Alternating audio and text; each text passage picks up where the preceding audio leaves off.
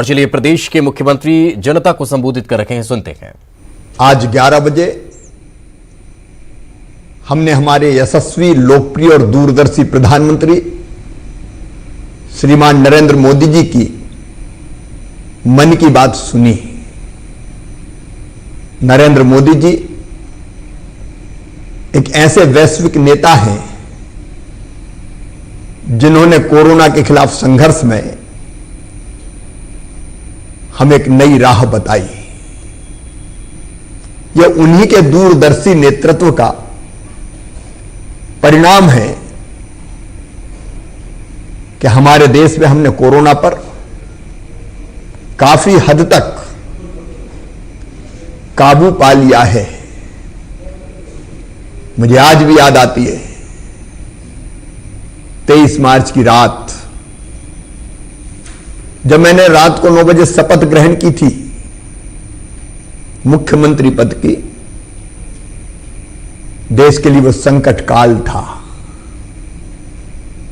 क्योंकि 24 मार्च से माननीय प्रधानमंत्री जी ने देश को कोरोना से बचाने के लिए लॉकडाउन की घोषणा की थी। लेकिन मेरे लिए वो संकल्प काल था। माननीय प्रधानमंत्री जी के नेतृत्व में आप सबके सहयोग से कोरोना से लड़ने का संकल्प, मैं धन्यवाद देना चाहूंगा सभी कोरोना योद्धाओं को, जिन्होंने पूरे समर्पण से, पूरे परिश्रम से अपनी जान जोखिम में डालकर लाखों की जान बचाई है। मेरे प्रिय बहनों और भाइयों, यह आपके सहयोग का परिणाम है कि मध्य प्रदेश में आज कोरोना को हम ढंग से कंट्रोल कर पाए हैं। यह बात सही है कि पॉजिटिव पेशेंट्स अभी आ रहे हैं, ये कुछ दिन और आएंगे। लगातार पेशेंट्स की संख्या बढ़ रही है, लेकिन यह भी शुभ लक्षण है कि रिकवरी रेट, मतलब ठीक होने की दर भी लगातार बढ़ती जा रही है। आज 31 मई को जो कोरोना की रिपोर्ट मध्य प्रदेश की आई है, कुल पॉजिटिव केस 198, लेकिन जो स्वस्थ होकर गए हैं वह 398। जितने पॉजिटिव आते हैं लगभग उतने ही, कई बार उससे भी ज्यादा अब स्वस्थ होकर जाते हैं। हमारी जो रिकवरी रेट है 1 मई 2020 को, रिकवरी रेट मतलब स्वस्थ होने की दर केवल 19% थी, आज बढ़कर 60% हो गई है। मैं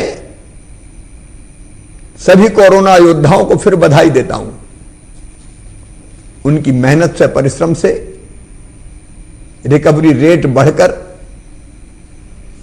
3 गुना हो गई है। हमने सर्वे, स्क्रीनिंग, सैंपल, टेस्टिंग, आइसोलेशन, इलाज का प्रबंध,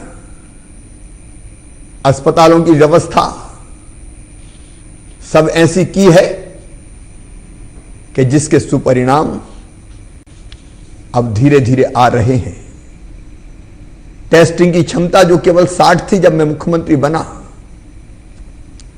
अब बढ़कर 100 गुना बढ़कर 6000 हो गई है। इस बीच हमने एक और काम किया है, फीवर क्लिनिक्स खोलने का। हर व्यक्ति अस्पताल क्यों जाए? अगर सर्दी जुकाम साधारण कोई बात है तो फीवर क्लिनिक में जाए। अगर जरूरत होगी चेकअप के बाद तो अस्पताल भेजे जाएंगे, अन्यथा दवा दे के घर भेज दिए जाएंगे। अस्पतालों का बोझ कम होगा। 1500 फीवर क्लिनिक अभी काम कर रहे हैं। लगातार हम इनकी संख्या बढ़ाते जाएंगे ताकि अस्पतालों का बोझ कम हो। हमने रोग प्रतिरोधक क्षमता बढ़ाने के भी इस बीच में अनेकों प्रयास किए हैं। आयुर्वेद, योग, होम्योपैथी, अपना काढ़ा, प्राणायाम, इससे भी रोग को नियंत्रित करने के लगातार उपाय किए जा रहे हैं। मेरे बहनों और भाइयों, कोरोना का संकट हमारी अर्थव्यवस्था को चौपट सा कर गया। हमारे कई प्रवासी मजदूर भाई और बहन जो अलग अलग प्रदेशों में काम के लिए गए थे, उद्योग धंधे, काम, रोजगार बंद हो जाने के कारण उनको अपने घरों की तरफ लौटना पड़ा। हमने मध्य प्रदेश में बसों से, ट्रेनों से अपने प्रदेश के 6 लाख से ज्यादा प्रवासी मजदूरों को उनके गांव, उनके घर पहुंचाया। और केवल मध्य प्रदेश नहीं, मध्य प्रदेश तो देश का दिल है। अगर हमारे प्रदेश की धरती पर भारत मां का कोई भी नागरिक किसी भी कोने से आया, महाराष्ट्र से, गुजरात से, आंध्र, तमिलनाडु से, तेलंगाना से, अगर उत्तर प्रदेश, बिहार, छत्तीसगढ़, झारखंड, बंगाल के लिए निकला तो हमने उसको फिर पैदल नहीं चलने दिया। बसों की व्यवस्था की, भोजन, चाय, नाश्ता। धन्य मेरे मध्य प्रदेश की जनता, आप सब। कई जगह प्रशासन के साथ मिलकर स्वयंसेवी संगठनों ने उनके पांव में जूते और चप्पल पहनाने का भी काम किया। संकट की इस घड़ी में मध्य प्रदेश जैसे सेवा करने निकल पड़ा। लेकिन एक और संकट है, वापिस तो आ गए, रोजगार कहां प्राप्त करें। हमने श्रम सिद्धि योजना प्रारंभ की और मुझे बताते हुए खुशी है कि श्रम सिद्धि योजना के अंतर्गत लगभग 5,40,000 नए जॉब कार्ड बने हैं और आज 23,40,000 से ज्यादा मजदूर पूरे प्रदेश में मनरेगा योजना के अंतर्गत काम कर रहे हैं। उनको रोजगार प्राप्त हो रहा है। हमने एक अभियान और प्रारंभ किया है। वो अभियान है स्किल मैपिंग का अभियान।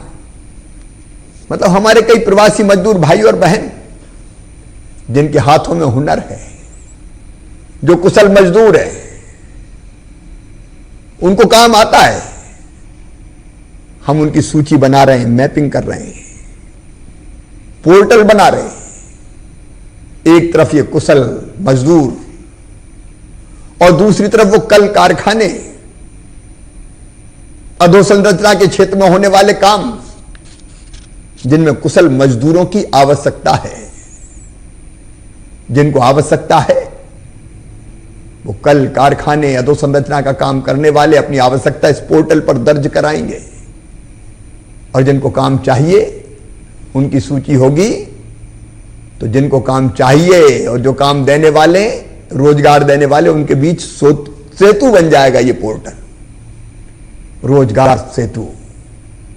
मेरे प्रिय मजदूर बहनों और भाइयों, हमारी भरपूर कोशिश रहेगी कि हम आपको रोजगार उपलब्ध कराएं।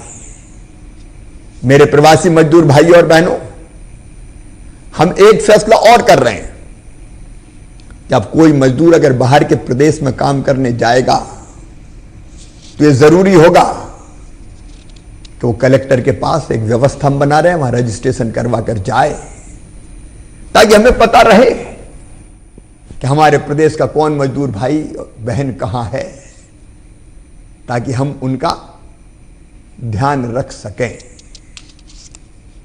हम प्रवासी मजदूर कमीशन भी बनाने जा रहे हैं दीर्घकालीन समाधान के लिए। हर एक ये चाहता है कि उसके प्रदेश में, गांव के आसपास ही अगर उसे काम मिल जाए तो क्यों बाहर जाना पड़े। एक नया प्रयास हम प्रारंभ करेंगे। माननीय प्रधानमंत्री जी ने कहा लोकल को वोकल बनाना है, यहां लोकल ही काम मिल जाए। इसके लिए कुटीर उद्योग, ग्रामोद्योग, लघु उद्योगों का जाल बिछे और वहां मेरे मजदूर भाइयों और बहनों को काम मिल जाए। इस अभियान पर भी हम लगेंगे। मेरे बहनों और भाइयों, संकट की इस घड़ी में महिला स्व सहायता समूहों ने कमाल का काम किया है। मास्क बनाने के काम में लगी है मेरी बहनें, और ये काम लंबे समय तक चलेगा। उनके बनाए हुए मास्क प्रदेश की सरकार खरीद लेती है, उनको रोजगार मिलता है, लोगों को मास्क मिलते हैं। हमने फैसला किया कि हम स्कूल की जो यूनिफॉर्म इस साल बनने वाली है वो अपनी बहनों से ही बनवाएंगे। महिला सेल्फ हेल्प ग्रुप से लगभग 360 करोड़ रुपए की राशि इसके कारण उनके खाते में जाएगी। हम पोषण आहार जो आंगनवाड़ियों में देते हैं वो भी इन्हीं सेल्फ हेल्प ग्रुप से बनवाएंगे। लगभग 1400 करोड़ रुपए का काम मिलेगा और मेरी बहनों की आमदनी निश्चित तौर पर बढ़ेगी।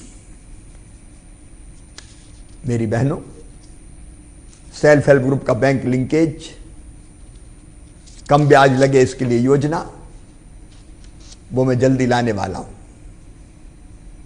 लेकिन लॉकडाउन के कारण मेरे वो व्यवसायी भाई और बहन, छोटे व्यवसायी,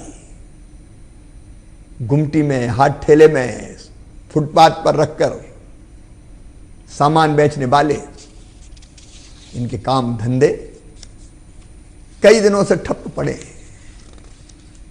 अब हम माननीय प्रधानमंत्री जी के आशीर्वाद से एक अभियान प्रारंभ करने वाले हैं। जल्दी हम रजिस्ट्रेशन शुरू करने वाले हैं ऐसे बहनों और भाइयों का। हाथ ठेले, फुटपाथ, छोटी गुमटी, नाई भाई, दर्जी भाई, छोटे छोटे व्यवसाय में लगे लोग जिनका काम धंधा चौपट हो गया है, उनको 10,000 रुपए तक की राशि बैंकों से दिलवाएंगे और उसकी गारंटी हम लेंगे लोन चुकाने की।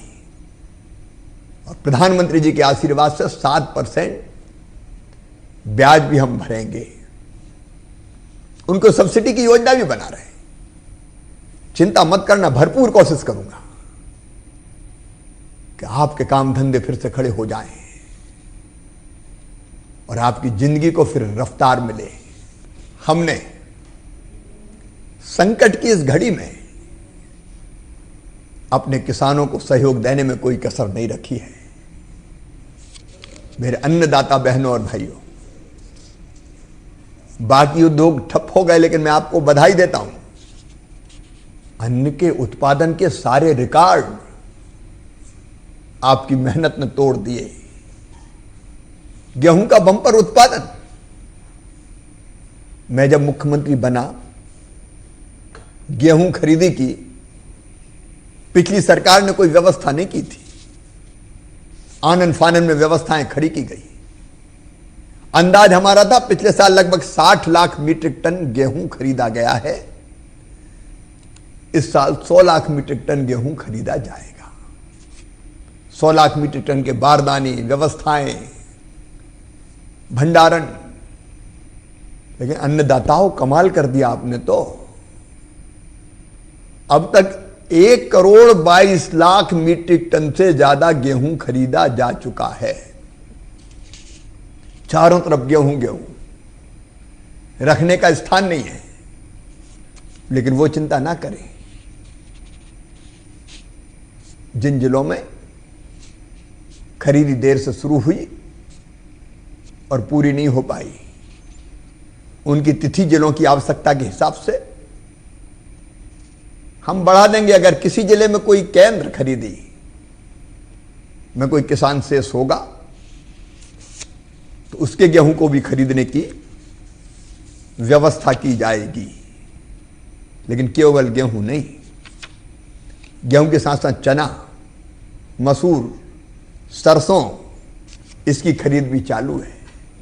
हमारे बुंदेलखंड में विदिशा, रायसेन, नरसिंहपुर जैसे जिलों में भी चने के साथ थोड़ा तिवड़ा आ गया। अब तिवड़ा केसरी दाल कहलाता है। स्वास्थ्य विभाग उसको स्वास्थ्य के लिए हानिकारक मानता है, इसलिए तिवड़ा मिश्रित चने की खरीद नहीं हो पाई। लेकिन मैं प्रधानमंत्री जी को धन्यवाद देना चाहता हूं। 2% तक तिवड़ा अगर होगा तब उसकी खरीदी की अनुमति दी जाएगी। इसलिए वो खरीदी भी हम प्रारंभ करेंगे। एसएमएस आपके पास आएंगे। चूंकि देर होगी इसलिए इस खरीदी की तारीख बढ़ाकर 30 जून कर दी गई है। 30 जून के काफी पहले निपटा लेंगे, क्योंकि 15-20 के आसपास मानसून आने वाला है। लेकिन कोई रह जाए तो 30 जून तक खरीदेंगे। हमने ये फैसला भी किया है, किसानों को केवल 0% ब्याज पर ही कर्ज दिया जाएगा। बाकी राशि हम भरते हैं अपने खजाने से। पिछली सरकार ने इसे बंद कर दिया था। आज 31 मई है। कई किसान चिंतित थे कि अभी खाते में गेहूं की खरीदने के बाद पैसा नहीं आया। चना, मसूर, सरसों की खरीदी चल रही है। ऐसे में कर्ज नहीं चुकाए तो ओवरड्यू हो जाएंगे, ब्याज ज्यादा लगेगा। अब वो ऋण चुकाने की तारीख भी बढ़ाकर 30 जून कर रहे हैं, ताकि आपको 0% ब्याज का लाभ लगातार मिलता रहे। और जिन किसानों का सहकारी बैंकों का लोन था, आधी राशि गेहूं की खरीद के बाद काटने की व्यवस्था थी, उसमें भी यह फैसला पहले ही कर लिया कि तत्काल उनको 0% ब्याज पर आधी राशि फिर वापस मिल जाए, तो नगद की कमी उसको ना हो। ब्याज तो अब हम चुकाएंगे, आप चिंता क्यों करते हैं। किसान को कोई दिक्कत ना हो, इसकी हर संभव कोशिश हमने की है। मेरे प्रिय बहनों और भाइयों, कोरोना काल में लॉकडाउन के कारण व्यवसायियों के व्यवसाय ठप है। लेकिन दुकान में बिजली तो जली नहीं, दुकान चली नहीं, फिक्स चार्ज आ गए। हमने उसका भी रास्ता निकाला है। सभी गैर घरेलू, गैर औद्योगिक की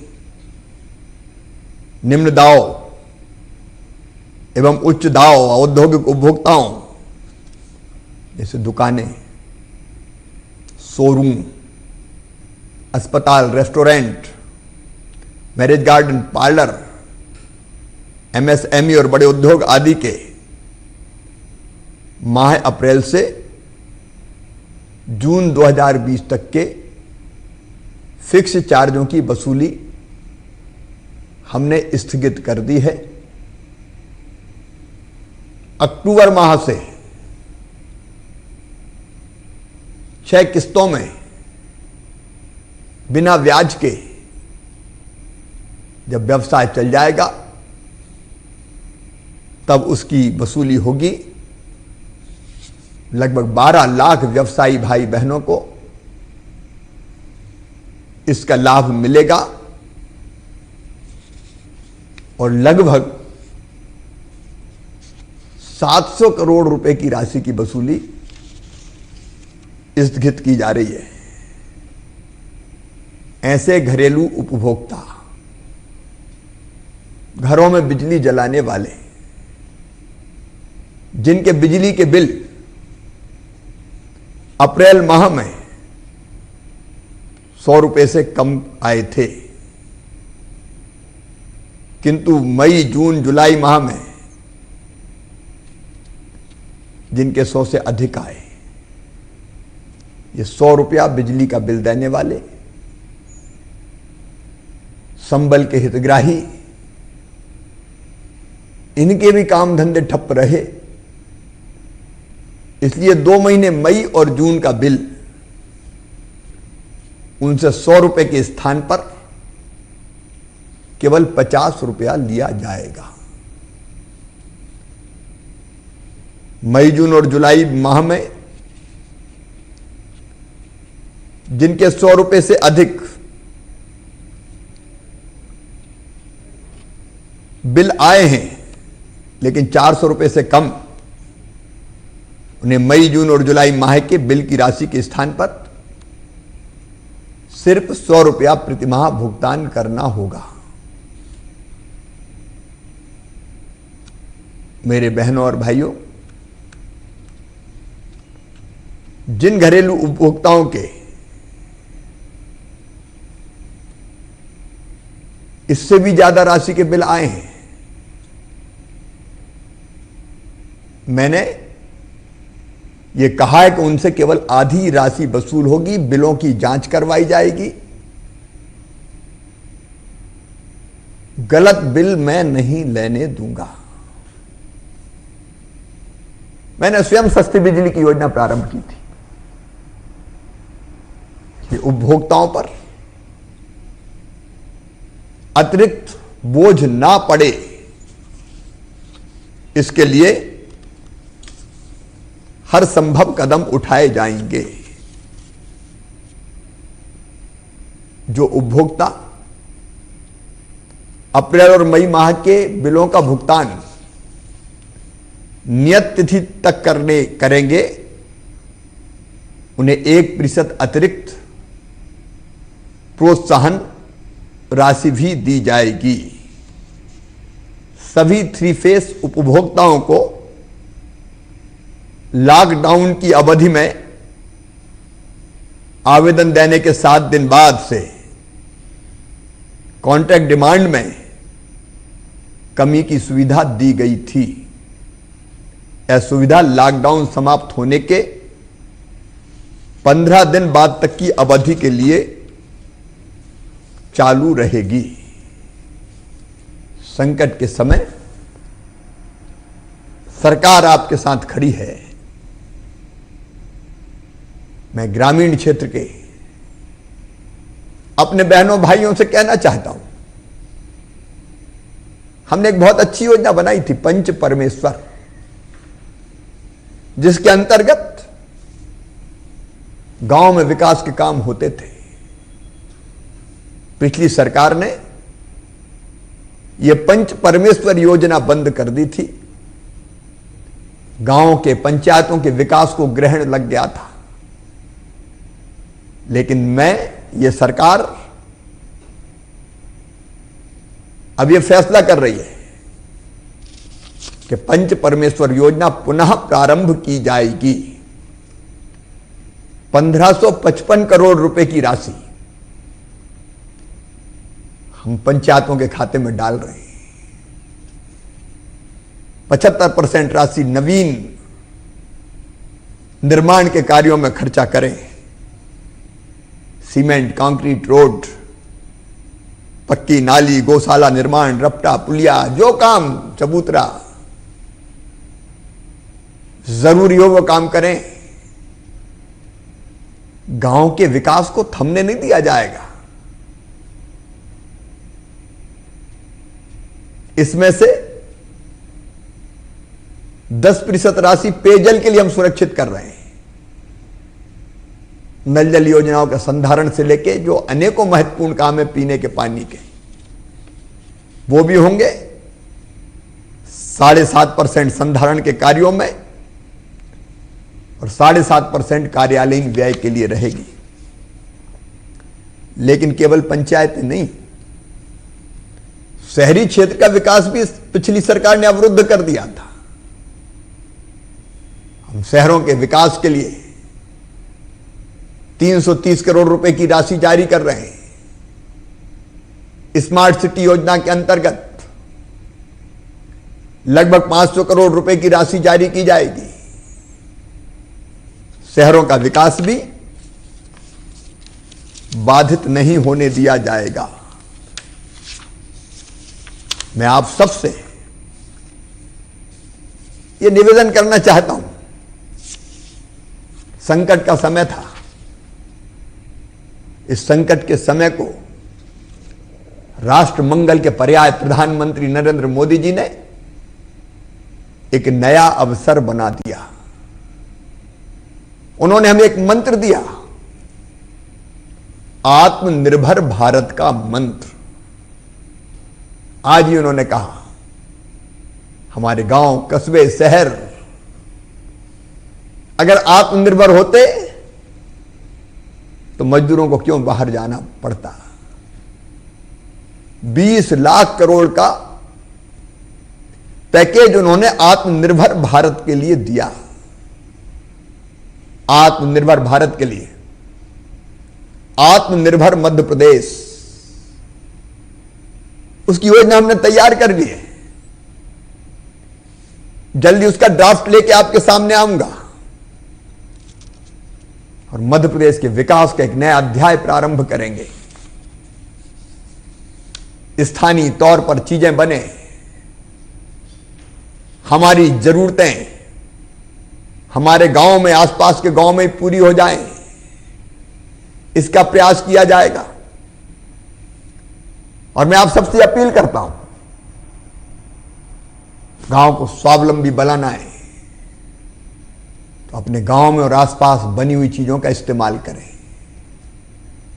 मैं भी भरसक ये प्रयास करूंगा, जो चीजें हमारे सेल्फ हेल्प ग्रुप बनाते हैं, जो चीजें हमारे आसपास के कारीगर बनाते हैं, हमारे आसपास के छोटे छोटे कारखाने बनाते हैं, हम उसका इस्तेमाल करें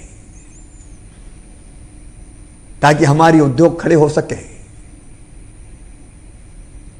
आत्मनिर्भर मध्य प्रदेश एक मंत्र है हमारे लिए, जिसको हमको नीचे साकार करना है और हम मिलकर इस काम को करेंगे। ये संकट का समय था, लेकिन हमने कोशिश की काम सबको मिले, किसी गरीब की थाली खाली ना रहे, हर मरीज को इलाज मिले, हर गरीब को हक मिले। राशन की आपूर्ति इसलिए लगातार जारी है। प्रवासी मजदूरों के पास राशन कार्ड नहीं थे, लेकिन राशन मिलेगा। पहले 3 महीना, फिर 2 महीना, फिर आगे का भी राशन प्रवासी मजदूरों को भी मिलेगा। जिनके पास राशन कार्ड नहीं थे उनको भी हम दे रहे हैं। इस अल्प अवधि में अलग अलग योजनाओं के अंतर्गत 3 करोड़ 36 लाख से अधिक राज्य के निवासियों को 22,400 करोड़ रुपए से भी अधिक की सहायता प्रदान की गई है। ये आपका हक है।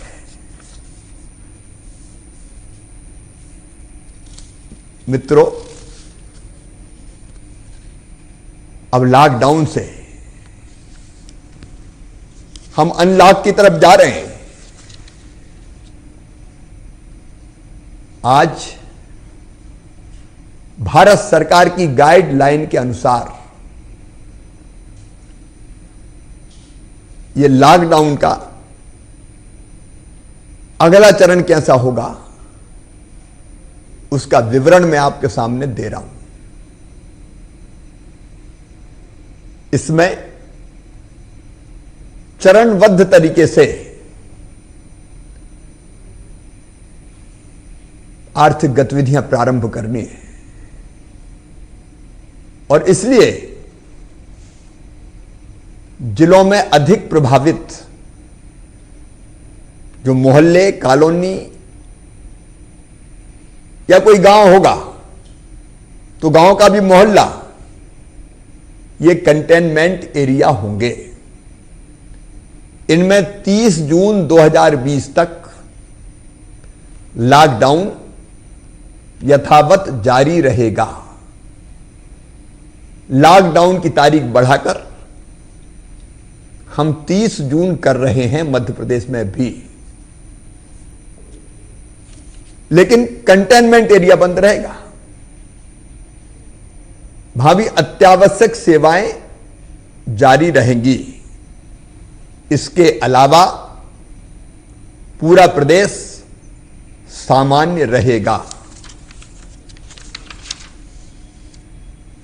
लेकिन रात में पूरे मध्य प्रदेश में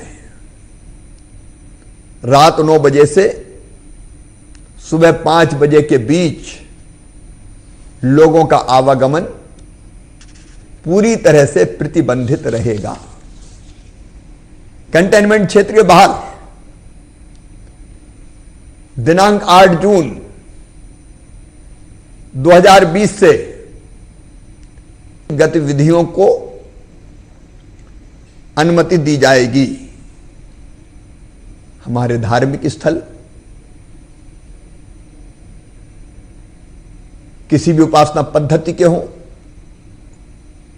मंदिर, मस्जिद, चर्च, गुरुद्वारे, अलग अलग उपासना स्थल, पूजा स्थल खोले जाएंगे। होटल, रेस्टोरेंट, अन्य आतिथ्य सेवाएं ये भी प्रारंभ कर दी जाएंगी। शॉपिंग मॉल्स भी 8 जून से खोल दिए जाएंगे। लेकिन शैक्षणिक सभी संस्थाएं, चाहे वो स्कूल हो, कॉलेज हो, प्रशिक्षण कोचिंग संस्थान आदि को खोलने का निर्णय सभी लोगों से, स्कूल कॉलेज में पालक भी सम्मिलित रहेंगे। उनसे परामर्श के बाद जुलाई माह में इनको खोलने का फैसला किया जाएगा। जून में पूरी तरह से बंद रहेंगे, जुलाई में परिस्थिति का विचार करके फैसला लेंगे। लेकिन 12वीं की परीक्षाओं के लिए विद्यालय खोले जाएंगे। इस दौरान सभी क्षेत्रों में कुछ गतिविधियां पूरी तरह से बंद रहेगी। इनको प्रारंभ करने की तिथि के बारे में निर्णय बाद में किया जाएगा। सिनेमा हॉल, व्यायामशाला, स्विमिंग पूल, मनोरंजन पार्क, थिएटर, बार, ऑडिटोरियम, सभा कक्ष, मैरिज गार्डन इत्यादि सभी सामाजिक, राजनीतिक, खेल, मनोरंजन, शैक्षणिक, सांस्कृतिक, धार्मिक आयोजन और अन्य बड़ी सभाएं प्रतिबंधित रहेंगी। राज्य में और राज्य के बाहर आने जाने वालों के लिए जो वाहन से आते जाते हैं, अब किसी तरह के पास की आवश्यकता नहीं होगी। बिना पास के वो आ जा सकेंगे। हम पास चेकिंग की व्यवस्था कल से पूरी तरह से समाप्त कर रहे हैं। पूरे प्रदेश में अंतर्राज्यीय बसें एक राज्य से दूसरे राज्य में जाने वाली, उनका संचालन 7 जून तक बंद रहेगा। 7 जून को इस पर निर्णय लिया जाएगा। पूरे प्रदेश में फैक्ट्री के संचालन में और निर्माण कार्य में लगे मजदूरों के परिवहन हेतु बसें संचालित करने की अनुमति होगी। राज्य के अंदर सार्वजनिक परिवहन की बसें केवल इंदौर, उज्जैन और भोपाल को छोड़कर अन्य सभी संभागों में 50% क्षमता के साथ संचालित की जा सकेंगी। इंदौर, उज्जैन, नीमच और बुरहानपुर के नगरीय क्षेत्रों के बाजारों की 1/4 दुकानें बारी बारी से खुलेंगी। भोपाल के बाजारों की 1/3 दुकानें बारी बारी से खुलेंगी। देवास, खंडवा नगर निगम तथा धार एवं नीमच नगर पालिका क्षेत्र की आधी दुकानें बारी बारी से खुलेंगी। स्टैंड एलोन दुकानें व मोहल्लों की दुकानें इस प्रतिबंध से मुक्त रहेंगी। लेकिन जावद जैसा शहर, जहां अभी बीच में पॉजिटिव प्रकरण ज्यादा आए, उसको हमने पूरी तरह से बंद किया है। वहां दुकान नहीं खुलेंगी। सभी शासकीय और प्राइवेट कार्यालय इंदौर, उज्जैन और भोपाल नगर निगम क्षेत्र में 50% कर्मचारियों के साथ और शेष प्रदेश में पूरी क्षमता के साथ खोले जाएंगे। उन्हें स्क्रीनिंग और स्वच्छता का ध्यान रखना पड़ेगा। थर्मल स्कैनिंग, हैंड वॉश और सैनिटाइजर का प्रावधान सभी प्रवेश और निकास द्वारों और सामान्य क्षेत्रों में किया जाएगा।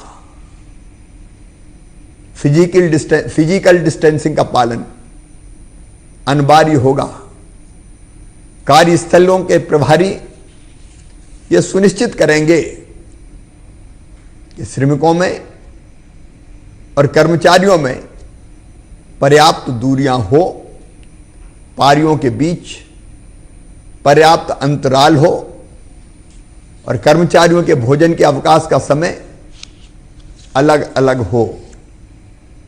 सार्वजनिक स्थानों पर मैं फिर कहना चाहता हूं, कोविड का संकट अभी टला नहीं है। आज माननीय प्रधानमंत्री जी ने भी आगाह किया है, असावधानी अगर बरती तो संकट और गहरा हो जाएगा और इसलिए कुछ सावधानियां हमें रखनी है। सार्वजनिक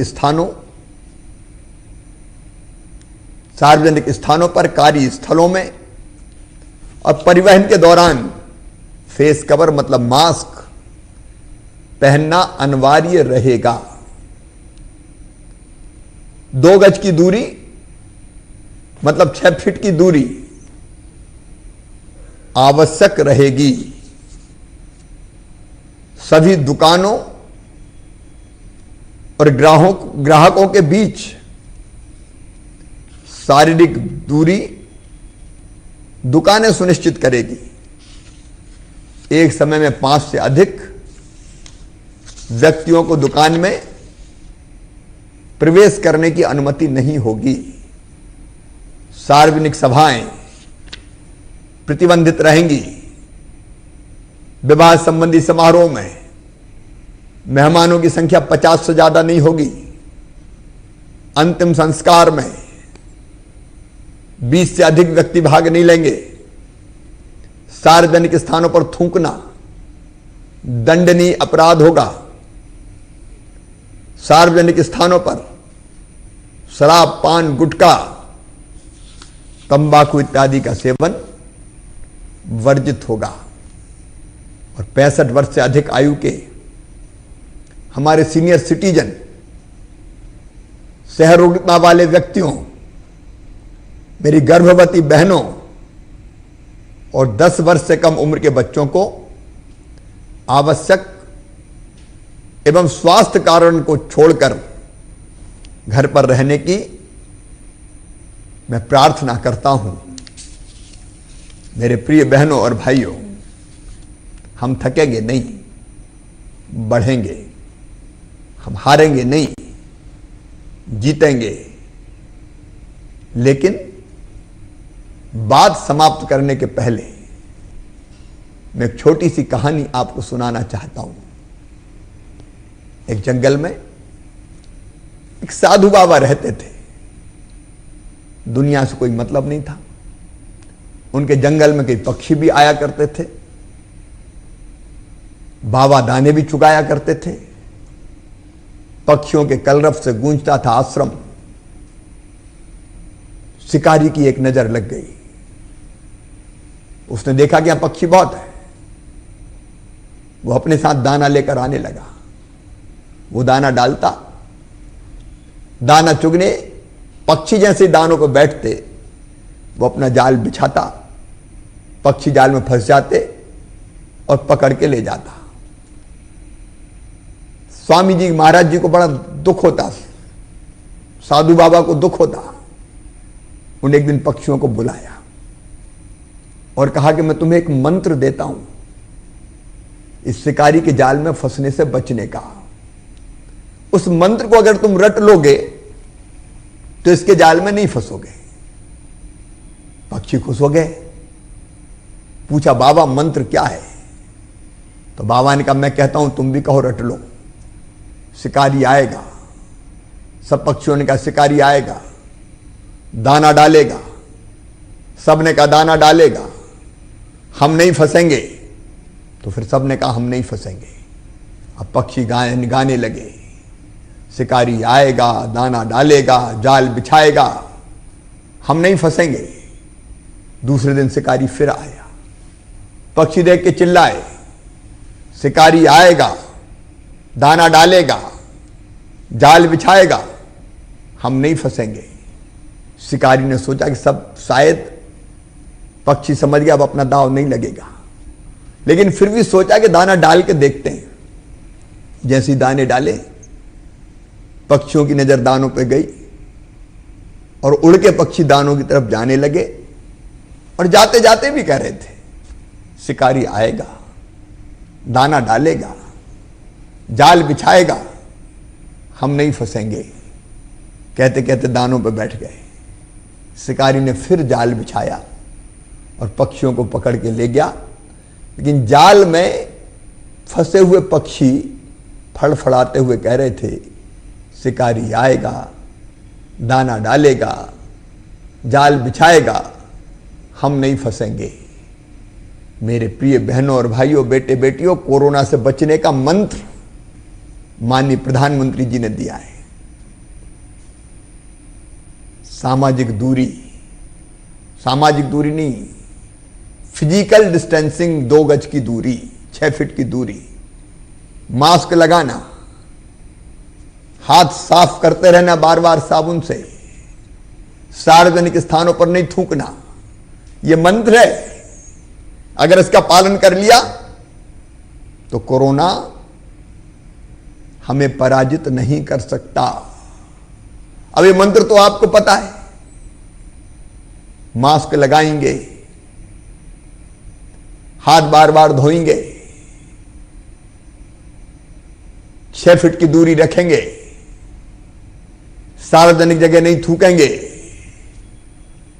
लेकिन अनलॉक की स्थिति है अब, और भीड़ में आप निकल पड़े, एक दूसरे के पास खड़े हो गए, मास्क नहीं लगा तो किसी ने खांसा, किसी ने छींका, तो आप मानो कि शिकारी, कोरोना शिकारी के जाल में फिर फंस जाओगे।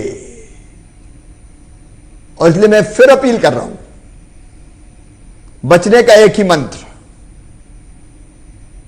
हम इन चीजों का पालन करें तो हम कोरोना को पराजित करके इसको समाप्त कर देंगे। और केवल कहते ही रहे कि फेस कवर लगाएंगे, मास्क लगाएंगे, लगाया नहीं तो ये शिकारी फिर अपने जाल में फांस लेगा, फिर अस्पताल जाना पड़ेगा, और समय पर नहीं पहुंचे तो फिर ये जिंदगी के लिए भी खतरनाक होगा। मारना है कोरोना को, और इस मंत्र को साकार करना है। अपने शहर में, अपने गांव में, अपने बाजारों में, ये जवाबदारी आपकी है। हम और आप साथ मिलकर लड़ेंगे, उसको पूरी तरह से समाप्त करके ही दम लेंगे। बहुत बहुत धन्यवाद।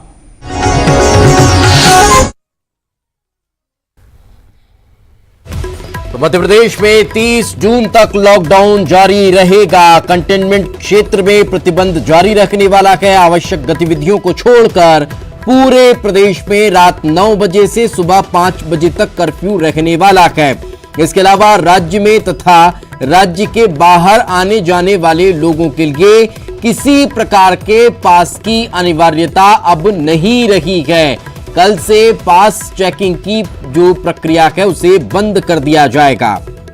प्रदेश में अंतरराज्यीय बसों का संचालन 7 जून तक रहेगा बंद। इसके बाद बसों के संचालन पर निर्णय लिया जाएगा। राज्य में अनाज खरीदी की तारीख 30 जून कर दी गई है। किसानों को कर्ज चुकाने की तारीख भी 30 जून कर दी गई है। मध्य प्रदेश में लॉकडाउन के 5वें चरण यानी कि अनलॉक के पहले चरण में दिशा निर्देश के संबंध में सीएम शिवराज सिंह चौहान ने कई बातों का जिक्र किया है। उन्होंने बताया है कि टेस्टिंग क्षमता हमने बढ़ा दी है। इसके अलावा जो अनलॉक की स्थिति है वो किस तरह की रहेगी, वो तमाम चीजें उन्होंने बताई। उन्होंने बताया है कि स्विमिंग पूल, मनोरंजन पार्क, उसके अलावा आपके शॉपिंग मॉल के अलावा जो मूवी हॉल है, जो ऑडिटोरियम है, ये तमाम चीजें बंद रहने वाली है। इन्हें नहीं खोला जा रहा है लॉकडाउन के दौरान, यानी कि 30 जून तक अभी इनके लिए स्थितियां ऐसी ही रहेंगी। लेकिन सबसे महत्वपूर्ण बात जो है कि 30 जून तक लॉकडाउन अब मध्य प्रदेश में भी बढ़ा दिया गया है। जो केंद्र की गाइडलाइन थी उसे अक्षरशः पालन प्रदेश सरकार कर रही है। सबसे महत्वपूर्ण बात का जिक्र मुख्यमंत्री शिवराज सिंह चौहान ने किया है और इस बात के लिए इंतजार शायद सभी अभिभावक भी कर रखे थे। स्कूलों के ओपनिंग को लेकर उन्होंने कहा है कि अभी तो किसी भी तरह से स्कूल खोलने के बारे में विचार नहीं किया गया। थोड़ा वक्त लगेगा, सोचा जाएगा, समझा जाएगा, अध्ययन किया जाएगा, उसके बाद ही स्कूलों को खोलने पर विचार विमर्श किया जाएगा।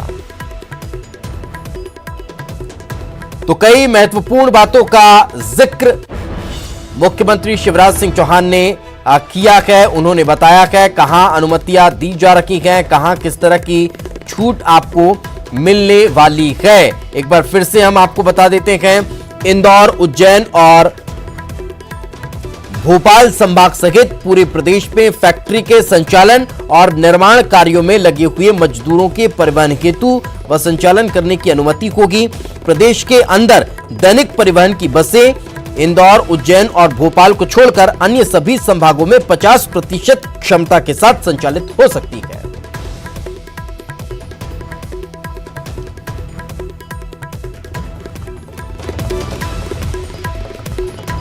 तो लॉकडाउन की जो गाइडलाइंस हैं, उस गाइडलाइंस के पहले प्रदेश की जनता के लिए प्रदेश सरकार ने क्या कुछ किया है उसके बारे में भी जानकारी सीएम ने दी है। पंच परमेश्वर योजना दोबारा शुरू की जाएगी, ये उन्होंने बताया है। गांव के विकास को थमने नहीं दिया जाएगा, ये भी सीएम ने स्पष्ट कर दिया है। शहरी विकास को भी पिछली सरकार ने रोक दिया था, लेकिन अब हम उसको भी आगे बढ़ाने का काम कर रहे हैं। बाकी बिल की जांच कराई जाएगी, गलत बिल नहीं लेने दिया जाएगा। तो ये तमाम जो बातें हैं वो मुख्यमंत्री ने कही है। पीएम मोदी ने आत्मनिर्भर होने का मंत्र दिया है, उस पर प्रदेश सरकार के द्वारा ड्राफ्ट तैयार कर लिया गया है, वो जल्द पेश किया जाएगा। आत्मनिर्भर भारत, आत्मनिर्भर मध्य प्रदेश होगा, योजना का ड्राफ्ट तैयार है, जल्द सामने आएगा, ये भी सीएम ने स्पष्ट कर दिया है। आत्मनिर्भर मध्य प्रदेश के सपने को हमें साकार करना है और उसके लिए हम लगातार काम कर रहे हैं।